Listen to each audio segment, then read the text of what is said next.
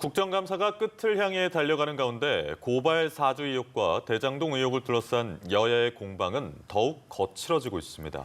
네, 오늘 여당에선 구속될 사람은 윤석열 후보다, 야당에선 이재명 후보를 위증죄로 고발하겠다는 이야기가 나왔는데요. 국회 취재기자 연결해서 자세히 알아보겠습니다. 박초롱 기자.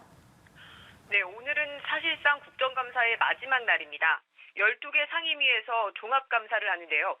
여야가 끝까지 고발 사주와 대장동 의혹을 놓고 치열하게 맞서고 있습니다. 법사위에선 더불어민주당이 고발 사주 의혹을 철저히 수사할 걸 요구했고, 국민의힘은 대장동 의혹 관련 부실 수사가 이어지고 있다고 비판했습니다. 국감에 출석한 김진욱 공수처장은 국민의힘 김웅 의원 등 고발 사주 의혹 관련자들이 의혹과 무관하다면 공수처에 출석해 떳떳하게 밝혀달라고 촉구하기도 했습니다.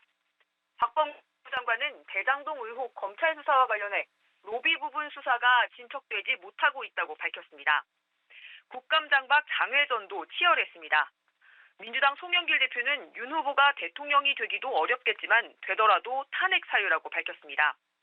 이재명 후보는 대장동 개발과 관련해 구속될 사람은 윤석열 후보라고 목소리를 높였습니다.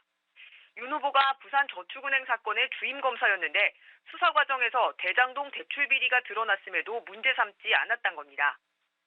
국민의힘은 이재명 후보를 검찰의 위증으로 고발할 방침이라고 밝혔습니다. 경기도지사 자격으로 출석한 국정감사에서 대장동 사업의 초과 이익 환수 조항과 관련해 말을 바꾸고 거짓말을 했다는 주장입니다. 민주당은 조폭 연루설을 국감장에서 제기한 국민의힘 김용판 의원과 고발 사주 의혹과 관련한 정점식 김웅 의원을 국회 윤리위에 제소하기로 했습니다.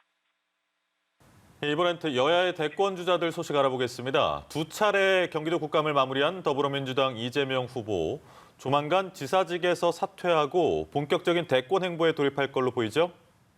네, 그렇습니다. 경기도 국정감사를 끝낸 이재명 후보는 본선 준비에 박차를 가할 걸로 보입니다. 이 후보는 다음 주 초쯤 경기도지사직에서 사퇴해 대권 행보를 할 계획입니다. 현재 가장 중요한 과제는 경선 과정에서 치열하게 대립한 이낙연 전 대표와의 만남입니다. 두 사람은 전화 통화는 했지만 지난 10일 경선 이후 회동은 없었습니다. 이 전 대표 측은 지지자들을 어떻게 아우를 건지 고민하는 시간이 좀 더 필요하다는 입장인 걸로 알려졌습니다. 민주당 핵심 관계자는 두 사람이 만나 갈등을 털어내고 단일 대우를 다진 뒤에 이재명 후보가 문재인 대통령을 만나는 게 순서일 거라며 이후 당도 본격적인 선대위 체제로 전환하게 된다고 밝혔습니다. 네, 국민의힘에선 윤석열 대선 경선 후보가 전두환 씨가 정치를 잘했다, 이 발언의 후폭풍이 이어지자 유감을 표했네요. 네, 그렇습니다. 윤석열 후보는 오늘 청년 정책 공약을 발표하는 자리에서 공약 발표에 앞서 자신의 전두환 발언에 대해 설명과 비유가 부적절했다는 많은 분들의 지적과 비판을 겸허히 수용하고 유감을 표한다고 밝혔습니다.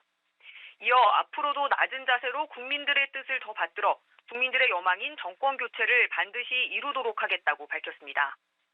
전두환 씨가 정치를 잘했다고 언급한 지 이틀 만입니다.